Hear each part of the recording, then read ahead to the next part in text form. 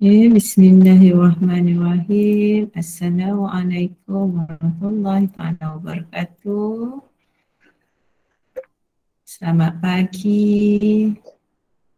Apa khabar semua? Okey, sementara kita tunggu kawan-kawan sikit. Okey, hari ni kita akan tengok 3 perkara, iaitu tenaga keupayaan graviti, tenaga keupayaan kenyal dan juga tenaga kinetik.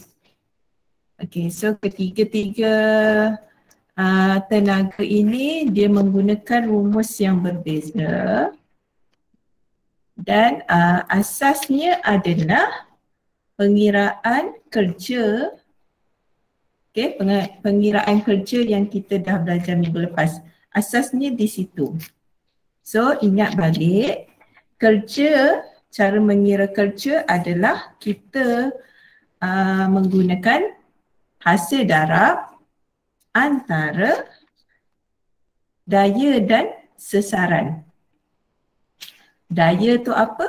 Daya adalah tenaga yang digunakan, okey, tenaga yang digunakan untuk membuat sesuatu kerja, okey, daya tu, dan kita darab dengan sesaran. Sesaran tu apa?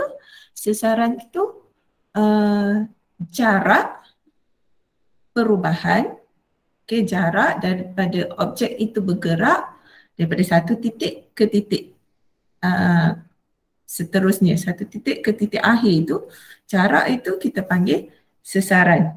So daya darab dengan sesaran menghasilkan kerja. Okay. So untuk tajuk hari ini 7.2, tenaga keupayaan dan tenaga kinetik. So kita tengok dulu tenaga keupayaan graviti. Tenaga keupayaan graviti ni apa? Okey. Dia merupakan kerja yang dilakukan untuk mengangkat sesuatu objek daripada satu ketinggian permukaan bumi.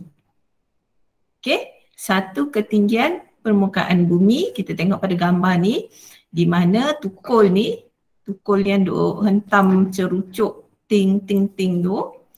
Okey, so bila keupayaan untuk mengangkat objek, mengangkat tukul ni daripada satu ketinggian, okey, daripada permukaan bumi. Okey, ketinggian tu dah merupakan konsepnya sesaran lah. Okey, so ini adalah orang kata definisi kepada tenaga keupayaan graviti. So rumusnya, okey, M darab dengan G. Bila dia tak ada macam ni, maksudnya hasil darab lah. M darab dengan G darab dengan H. M itu apa? M adalah jisim objek dalam unit kg. Okey, jisim objek dalam unit kg. Okey, G itu apa? G adalah pecutan graviti dalam unit ms-2. Okey, pecutan graviti ms-2 dan H adalah ketinggian. Okey. Okey, H adalah ketinggian dalam unit meter. So, bila dalam soalan kita pecutan graviti tu memang telah diberi, okey, pecutan graviti adalah 10 ms-2 ataupun kita boleh guna unit yang lain iaitu 10 Newton kg-1. Okey, ingat tak kalau sebelum ni yang kita belajar kadang-kadang kita diberi jisim. Okay. Jika kita menggunakan jisim, kita menggunakan Newton, unit Newton. Kalau kita guna konsep berat, kita menggunakan unit kg. Ingat masa kita belajar daya dalam unit Newton, okay, jika diberi dalam unit kg, kita kena darab 10. Okay, so pecutan graviti ni memang telah diberi adalah nilai dia 10. So, kalau kita tengok contoh ni, okey. Objek ni jisimnya adalah M, kalau kita guna unit M, diangkat secara menegak dan dalam ketinggian H daripada permukaan bumi. So kerja yang dilakukan adalah hasil darab daya sesaran arah daya. Ini konsep kerja. Sama juga maksudnya dengan sekiranya berat darab dengan ketinggian. Sebab berat itu adalah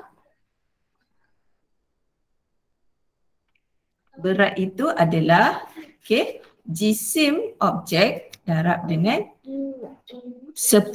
Nilai G itu kan pecutan graviti adalah 10. Okay, kemudian barulah kita darab dengan ketinggian. Faham tak konsep? Dia kata tadi, jisim, okay, itu dalam unit, orang kata kalau dalam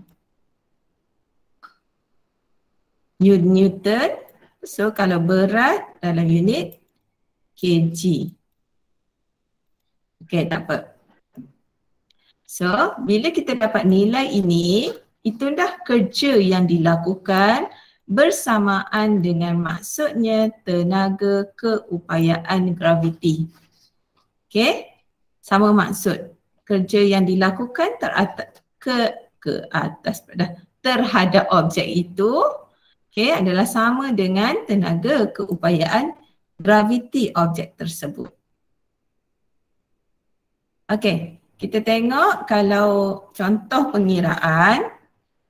Okay, Harry menaiki tangga kapal terbang setinggi 2.5 meter. Okay, ini adalah nilai H. Berapa tenaga keupayaan graviti Harry sekiranya dia mempunyai jisim 60 kg. So, pecutan graviti yang diberi adalah 10. Ini memang nilai tetap. Okay? Sorry. 2 ni sebenarnya negatif 2 kat sini. Okay? Pecutan graviti tu tetap. So, kita darabkan jisim, okay, jisim Harry tu dalam unit kg, darab dengan pecutan graviti, darab dengan ketinggian. Ini unit H, ini unit mass, jisim, dan ini adalah unit G, mgh, pecutan graviti. So dapat nilai 1500 joule. Okay, tenaga itu kita letak unit joule.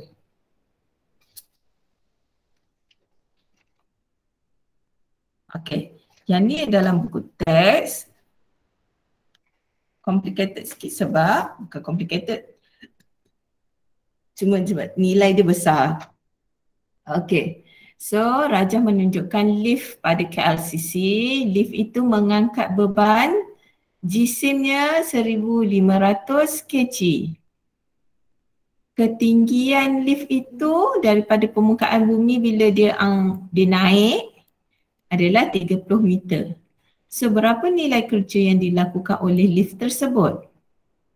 Okay, untuk nilai kerja, okay, kan dia sama dengan nilai tenaga keupayaan graviti. Okay. So, nilai kerja work tersebut, sama juga kita guna rumus MGH.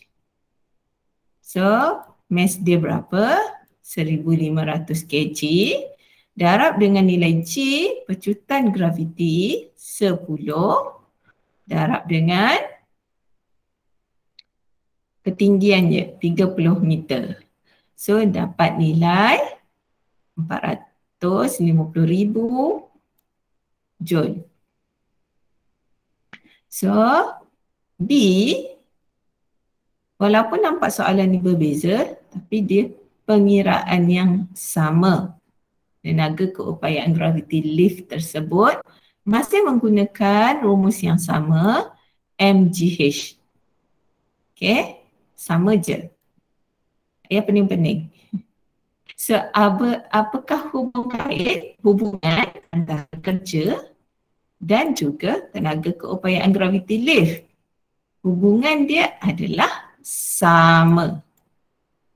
Okay. Kerja yang dilakukan oleh lift adalah sama dengan tenaga keupayaan graviti. Okey, soalan ini digabung dengan soalan kuasa. Berapakah kuasa lift dalam unit kilowatt jika masa yang diambil adalah 0.5 meter? 0.5 minit. Okay. Macam mana nak buat? Minit ni kamu tukar dulu kepada saat. So minit tukar pada saat adalah 30 saat. So untuk kira kuasa, kita bahagikan kerja bahagi dengan masa. So kerja dalam unit joule bahagi dalam masa, kita dapat 15,000 watt. Nak tukar kepada kilo, kita bahagi dengan 1,000. So dapatlah 15 kilowatt. Okay, contoh ni adalah contoh dalam buku teks Teacher tengah tunjukkan ni. Okay, so kita masuk dalam buku kita, buku Kemahiran Proses Sains, muka surat 143. 143 yang bawah. Lengkapkan definisi tenaga keupayaan graviti dan nyatakan rumusnya. Okey. Kerja yang dilakukan untuk mengangkat sesuatu objek ke suatu ketinggian dari permukaan bumi. Apa itu tenaga keupayaan graviti? Kita angkat objek daripada permukaan bumi. Daripada satu ketinggian daripada permukaan bumi. So rumus dia adalah MGH. MGH, so kamu boleh letak M tu apa? M tu adalah jisim dalam bentuk kg, jisim objek. G tu adalah pecutan graviti. H tu adalah ketinggian. So nombor 2, tandakan right bagi keadaan atau aktiviti yang mempunyai tenaga keupayaan graviti. So macam mana kita nak tahu daripada gambar ni ada keupayaan graviti? Sebab kita tengok pada rumus dia, MGH. Ada H ni. Ada melibatkan ketinggian daripada permukaan bumi. So, dalam gambar ni yang mana melibatkan ketinggian? A dengan C. A dengan C. A menunjukkan ketinggian buah ni daripada tanah. Yang ni menunjukkan apa ni, parachute ni ada ketinggian daripada tanah. So A dan C, tandakan right. Tandakan right sahaja. Okay. Yang ketiga, pengiraan hitung tenaga keupayaan graviti yang dimiliki oleh objek. Okay, so ini adalah berdasarkan jawapan murid. Sebenarnya bila di sekolah kita kira sendiri berat bola keranjang berapa, ketinggian daripada rak berapa, barulah kita kira tenaga keupayaan dia. So kalaulah teacher andaikan berat bola keranjang 0.5, tak tahu ni betul ke tak ni, kita andaikan je. Okey, ketinggian rak daripada tanah 2 meter. Okey, cuba kamu kira berapa tenaga keupayaan graviti dia. 0.5 darab 10 darab 2.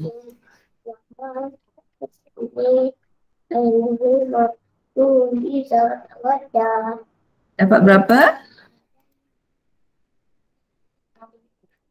0.5 darab 10 darab 2 sama dengan 10 joule. Okey.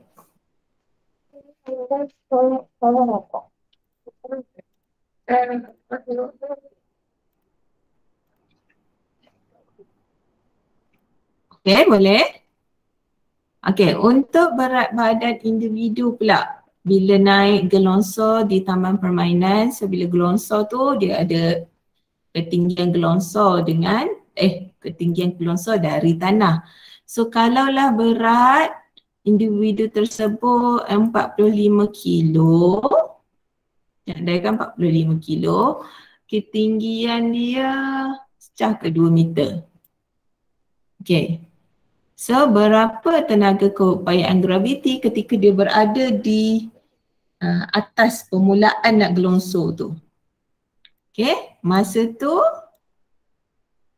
pada ketinggian paling atas itu, okey, kita kirakan 45 darab 10 darab dengan 2. Okey. 45 darab 10 darab 2. So, dapat 900 joule.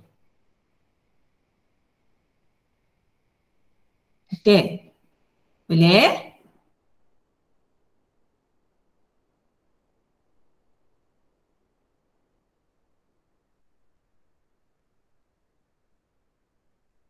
Kita nak teruskan soalan yang seterusnya. Okey. Selesaikan masalah perhitungan berikut.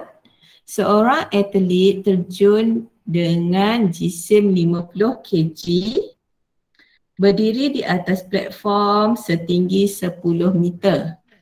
Okey, berapakah tenaga keupayaan graviti yang dimilikinya?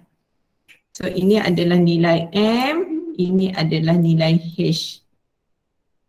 So mgh, G tu memang nilai dia 10 ms. Okay, ms negatif 2. So macam mana kita kira? Dapat berapa jawapan?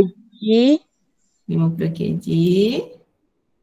Allah Akbar. Darab 10 ms negatif 2 darab dengan 10 meter. 10 meter. Dapat berapa? Ada 3 kosong. 5. 5,000. 1, 2, 3 kosong 5 je. 5,000 okay. Unit joule. Joule. Okay. So sebuah kren, soalan B, sebuah kren mengangkat batang keluli seberat 325 kg setinggi 40 meter. Dah je. Dapat berapa jawapannya?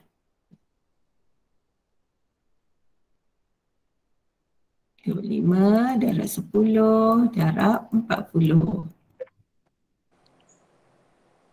13 12 130,000. Okey, joule. Kalau banyak macam ni, kamu boleh juga tukar kepada kilojoule. Okey. Kita bahagi 1000, dapat 130 kilojoule. Okey. Berapa tenaga keupayaan dia kren tersebut pada ketinggian 40 meter? Sama je. Okey, sama je. Cuma bila dia minta dalam unit kerja, okey, kita boleh guna apa yang kita belajar. Daya darab sesaran. Okey, macam mana? Daya darab sesaran, maksudnya sesaran tu kan ketinggian, ada jarak. Daya itu adalah berat darab 10. Okey, ingat tak bila kita buat soalan kerja, dia tak bagi dalam nilai Newton, bagi dalam nilai kg. Bila diberi dalam nilai kg, teacher kata okey, tukar kepada Newton. Kita darab dengan 10. Sama je konsep ni. Okey, jisim itu sebenarnya dalam unit Newton sebab kita dah darab dengan 10. Kg darab dengan 10. Okey, faham Work kat sini sama dengan MGH. Sesaran itu adalah ketinggian. Secara kira dia sama. Okey. Soalan seterusnya, apakah apakah hubung kait kerja yang dilakukan oleh kren dengan tenaga keupayaan graviti kren? Saya kata tadi, sama. So kamu buat dalam bentuk ayat salin je ni, sama dengan tenaga keupayaan graviti yang dimiliki oleh kren. Okey, berapakah kuasa kren dalam unit kilowatt jika masa yang diambil untuk dia angkat tu dalam masa 3.5 minit. Kerja yang kita dapat tu 130 joule tu tadi, kan? Itu kerja yang kita dapat. So kerja tu dilakukan dalam masa 3.5 minit. 3.5 minit, kamu kena tukar dulu kepada saat. Okey, besar ke kecil, darab. So 3.5 darab dengan 60 dahulu. Dapat berapa saat? Okey. 210. 210 saat. Lepas tu barulah kita bahagikan. Okey, 130 bahagi 210. Okey, dapat tak jawapan? 619 watt. Okey, tapi tak menjawab lagi sebab dia nak dalam unit kilowatt. Kamu kena tukar kepada kilo dengan bahagi 1000. Macam mana ni boleh jadi ni? 619 bahagi dengan 1000. Titik perpuluhan belakang 1, 2, 3 tambah 0. So jadilah 0.619 kilowatt. Okey, So far? So far boleh? Boleh, teacher. Boleh je, mudah je kan? Okey, sekarang kita nak masuk tenaga keupayaan kenyal. Tenaga keupayaan kenyal ni dimiliki oleh objek yang meregang seperti spring dan getah. Tapi yang konsep yang kita belajar spring sahajalah. Maksudnya keupayaan kenyal tu dimiliki oleh spring disebabkan keadaan spring. Keadaan spring sama ada dia dimampatkan atau diregangkan. Sebab bila dia dimampatkan, ada perubahan sesaran tu. Ada perubahan sesaran dia punya apa? Jarak tu. Bila dia diregangkan pun, ada perubahan sesaran. So dimampatkan, diregangkan, ada keadaan yang berubah. Kenapa dia memiliki tenaga keupayaan? Untuk spring itu dimampatkan, dia ada daya yang dikenakan ataupun kerja. Mesti ada daya, kita tolak untuk spring termampat. Untuk regang pun ada daya yang menyebabkan kita regangkan spring tersebut. So daya yang bertindak untuk mampatkan atau untuk regangkan akan menghasilkan tenaga keupayaan kenyal.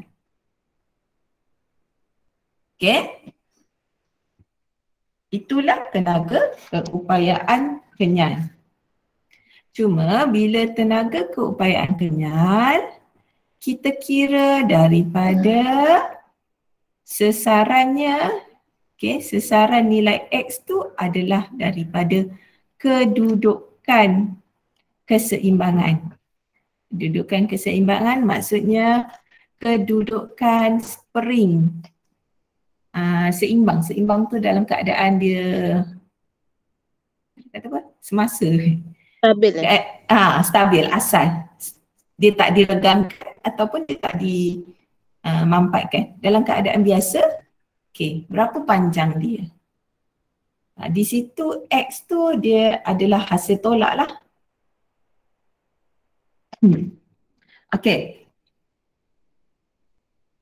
Untuk kira tenaga keupayaan kenyal ni, kita gunakan rumus 1/2, 1/2 darab nilai daya yang diberi dan darab nilai sesaran. Sesaran tu adalah daripada panjang asal dia. Daripada panjang asal dia.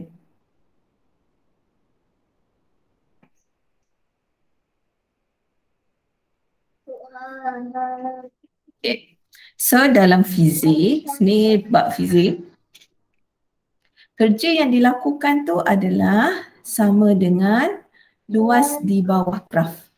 Ni luas di bawah graf.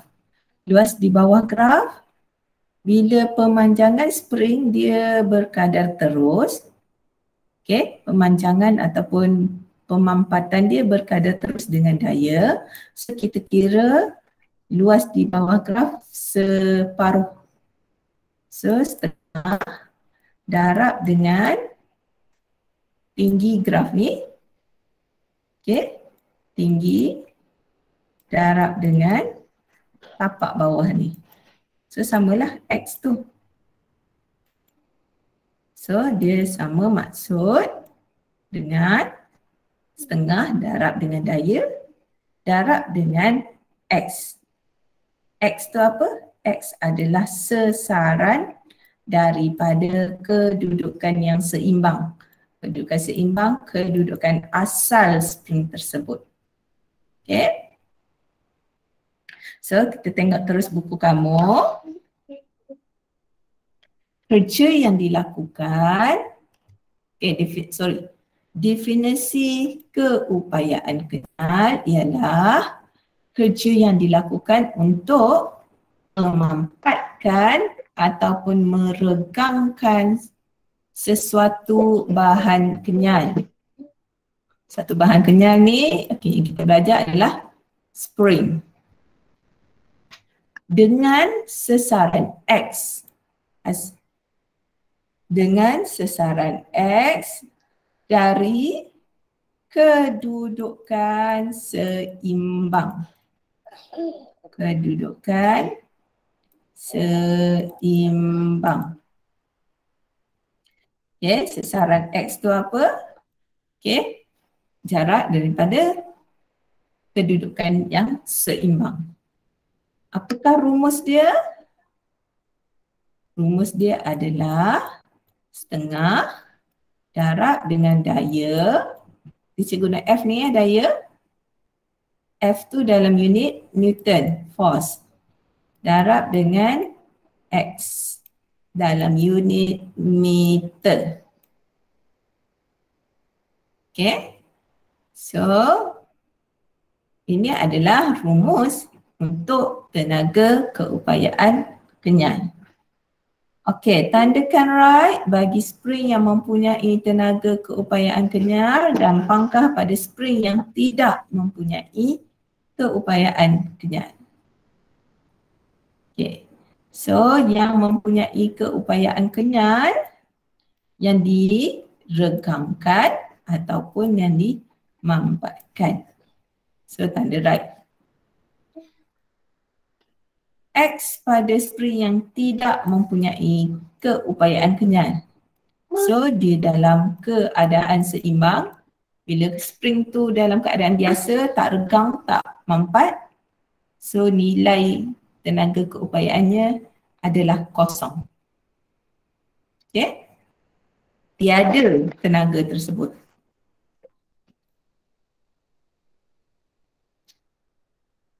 Okay. Ini adalah soalan dalam buku teks.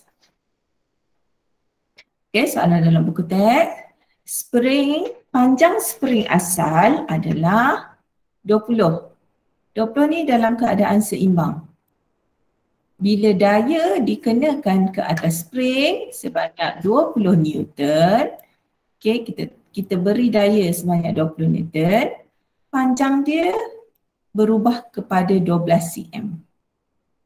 Hitung tenaga keupayaan yang dimiliki oleh spring yang termampat itu. Okey, asal dia 20 cm. Bila kita tekan dia jadi pendek, jadi 12. So dia nak tenaga keupayaan semasa sedang dimampatkan ni. So kita kena dapatkan nilai X dulu. S adalah panjang asal tolak dengan panjang baru. So kita dapat nilai X 8 cm kena tukar kepada unit meter. Okay, tukar dalam unit meter. Barulah kita boleh masukkan dalam rumus. Setengah darab dengan daya yang dikenakan adalah 20 Newton. Darab dengan nilai X 0.08. Dapat nilai tenaga yang dimiliki oleh spring semasa dia mampat. Okay, tenaga keupayaan spring tersebut. Okay, soalan buku kamu. Sebuah spring mempunyai panjang 15 cm. Okey, ini asal dia.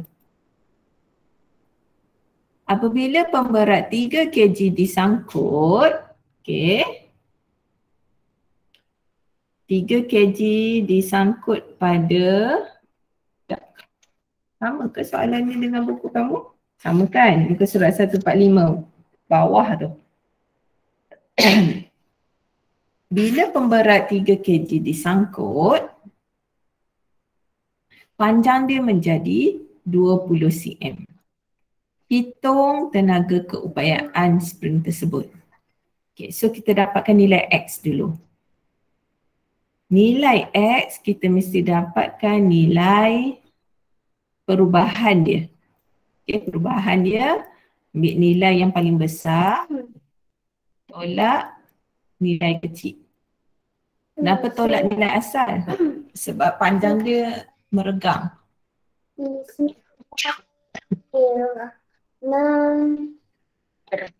Bismillahirrahmanirrahim. Okay. So dapat nilai berapa? Oh, kita bagi jawapan pula. Fa'amma man atta wattaqa wa sadaqa bil husna fa sayunazziruhu Sekejap Fa'amma man bagi lanas ta'na. Soalan teacher.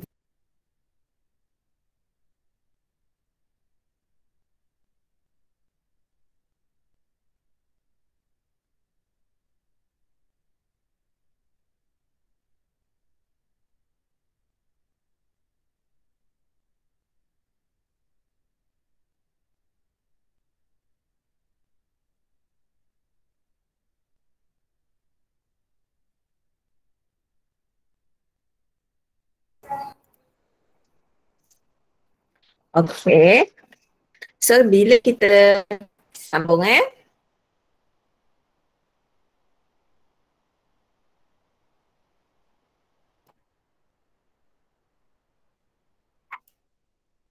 oh, kat mana? Okay. Okay, maaf atas gangguan sebentar tadi. Okay, so kita nak dapatkan nilai X. Semua okey lagi?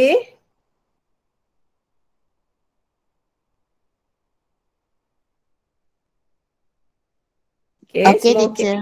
Okay, so nak dapatkan nilai X, tadi kita ambil perubahan dia. So nilai besar kita tolak dengan nilai yang kecil. Sebab string tu memanjang. So yang baru tu jadi lebih panjang daripada yang asal. Okay, so 20 tolak dengan 15.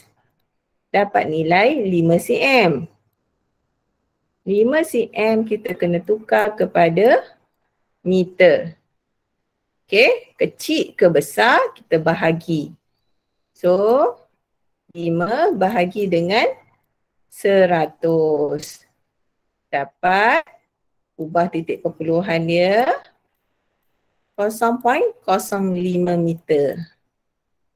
Okay, barulah kita darab masuk dalam rumus.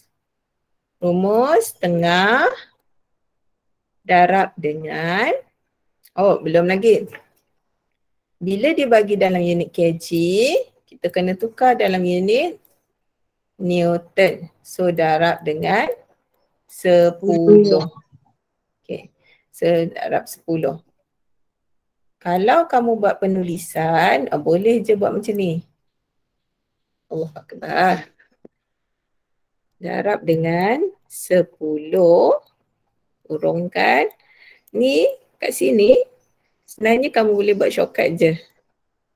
20 tolak 15 bahagi 100. Boleh juga terus je. So sebenarnya setengah darab 30 darab 0.02. Okay, dapat jawapan berapa?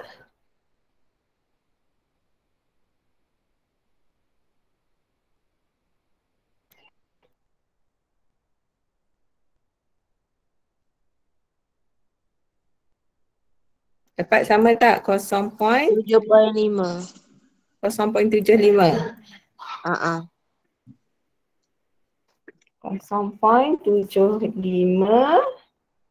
joule. Okay. So, masuk soalan seterusnya. Okay, berikut adalah graf yang diplot oleh Kafui mengenai pemanjangan spring X apabila sesuatu beban disangkut padanya.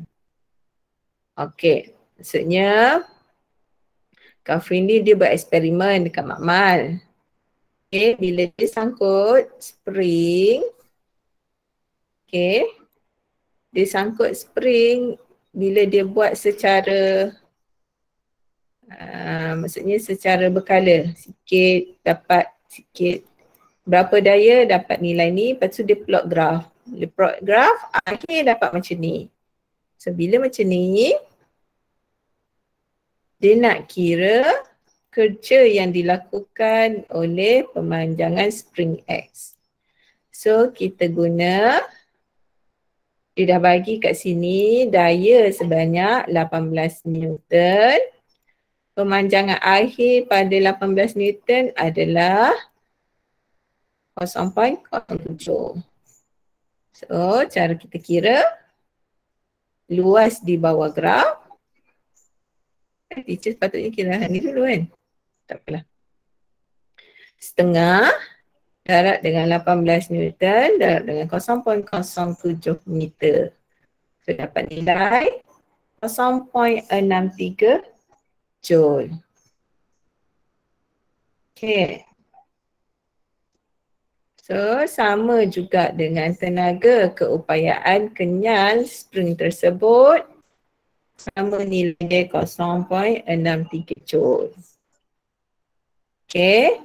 Berikan satu kesimpulan yang anda boleh lakukan berdasarkan jawapan 3B1 dan 3B2.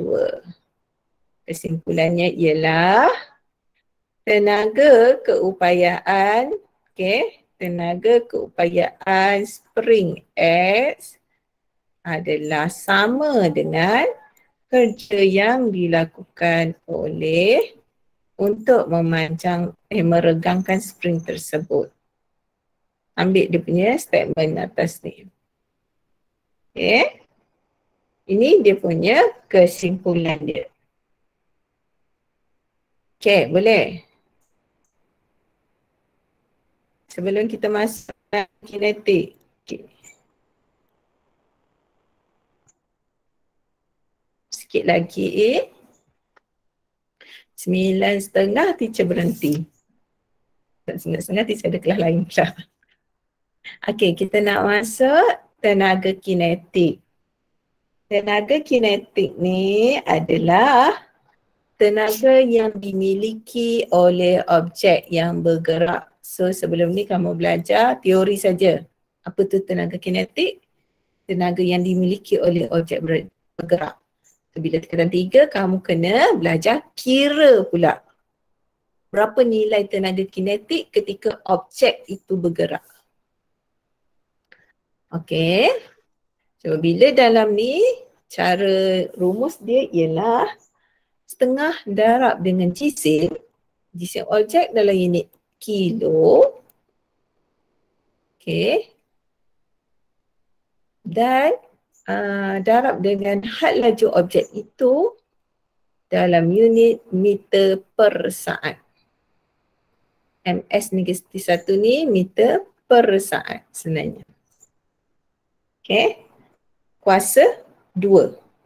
Had laju tu kita kena kuasakan dengan 2. Okay, so buku kamu, apakah definisi tenaga kinetik? Tenaga yang dimiliki oleh objek yang bergerak. Bergerak. Apakah rumus dia? Setengah darab. Dia setengah MV kuasa 2. Setengah darab.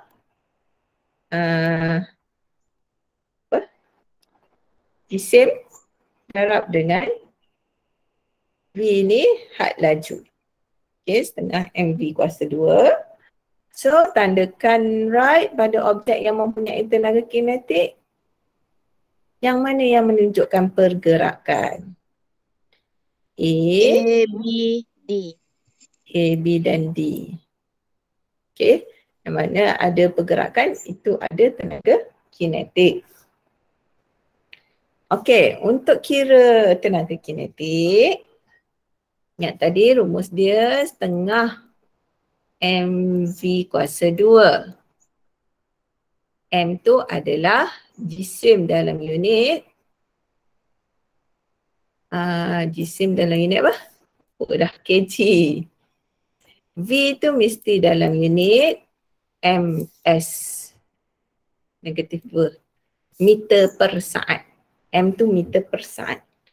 So bila dia bagi dalam unit berbeza tu, complicated lah sikit untuk kamu kira.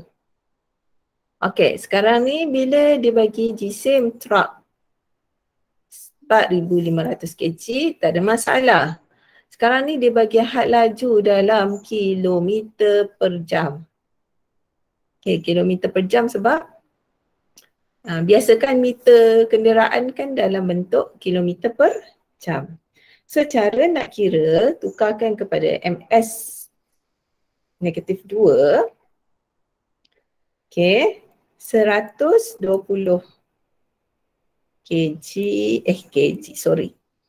km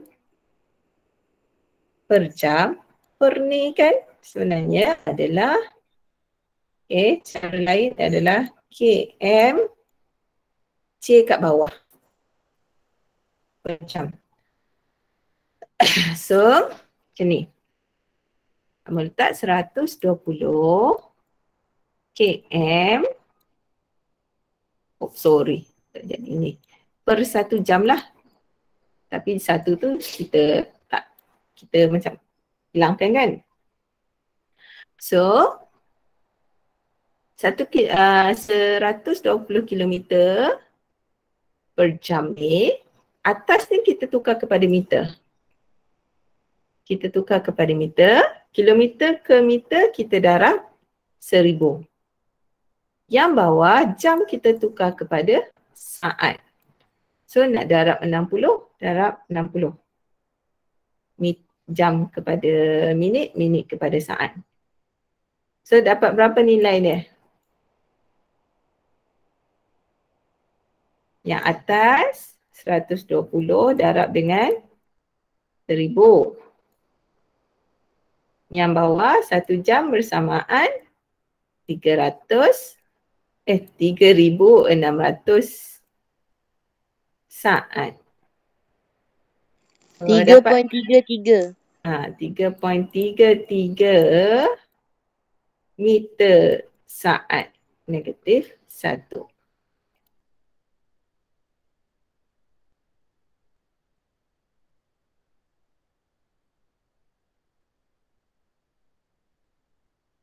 Okay. So, cara kita nak kira pula tenaga kinetik dia setengah darab dengan 4,500 darab dengan 33.3 meter S negatif 1. Teacher tu tinggal letak unit kg kat sini. Bahaya. Oh, serupa lagi. Kena kuasakan 2 ini dulu.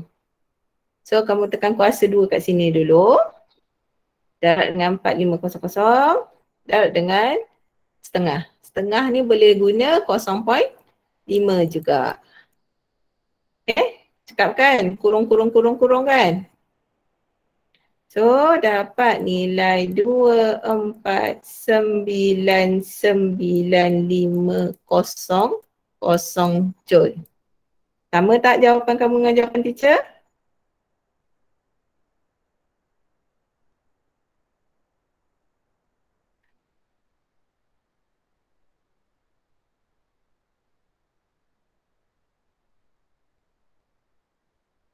Sama?